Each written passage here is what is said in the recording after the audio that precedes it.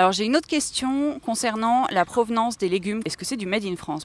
Personnellement, j'ai réduit aussi le poisson. Mais je voudrais en donner à mon bébé. Donc comment s'assurer de la provenance des produits, le taux de toxicité.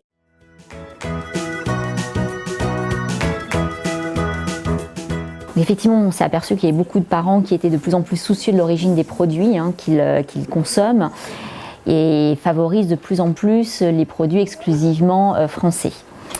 Donc ceci explique que certains industriels ont fait le choix de valoriser l'origine France. On n'a aucune obligation aujourd'hui de le faire d'un point de vue réglementaire, enfin aucune obligation de valoriser l'origine, qu'elle soit France ou ailleurs d'ailleurs.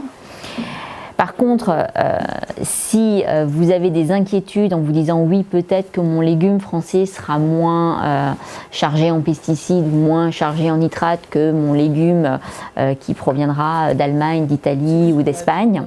De toute manière, les garanties qui s'appliquent aux aliments bébés sont les mêmes que la provenance soit française, italienne, espagnole ou même au-delà du monde. Enfin, souvent, les provenances sont assez européennes, mais on peut imaginer des provenances un peu plus lointaines.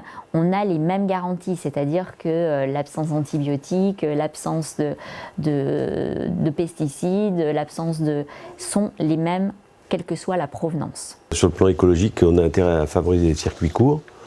Le potager familial, ça peut être une excellente solution, mais il ne faut pas que le grand-père mette trop de nitrates ou de pesticides.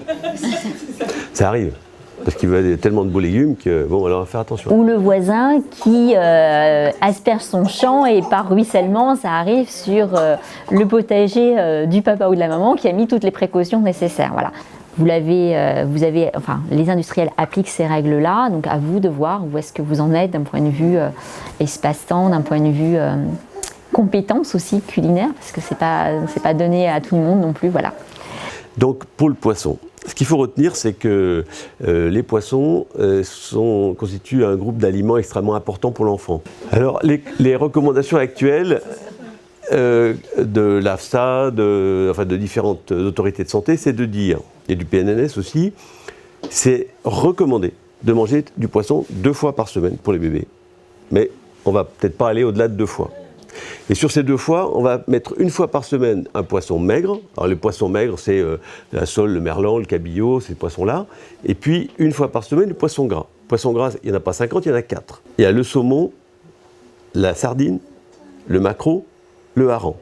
Rassurez-vous, les enfants adorent ces poissons au goût un peu fort, à part le hareng peut-être. Mais la sardine et le maquereau, ça passe très très bien. Donc, 1 fois par semaine poisson maigre, 1 fois par semaine poisson gras. Et les autorités de santé, en particulier l'AFSA, nous demandent de limiter chez les populations à risque, comme les enfants, certains poissons. Alors, je ne les connais pas par cœur, je vais vous les lire. Alors, on va retrouver l'anguille, le barbeau, la brème, la carpe, le silure, l'espadon, le marlin, le siki, le requin et la lamproie. Effectivement, vous avez cette alternative d'aliments sécurité qui vous est proposée.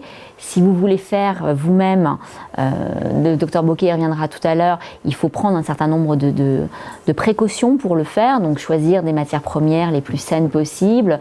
Peut-être vous tourner effectivement vers des agricultures un peu plus raisonnées ou même bio si besoin pour avoir une garantie supplémentaire sur les matières premières que vous avez. Mais voilà, je pense qu'à un moment donné, si vous pouvez mettre les précautions nécessaires sur les produits que vous faites pour vos enfants, très bien. Si vous n'avez pas confiance, tournez-vous vers des alternatives dans lesquelles vous pouvez avoir confiance. Voilà, on n'est pas là pour vous dire c'est bien, c'est pas bien.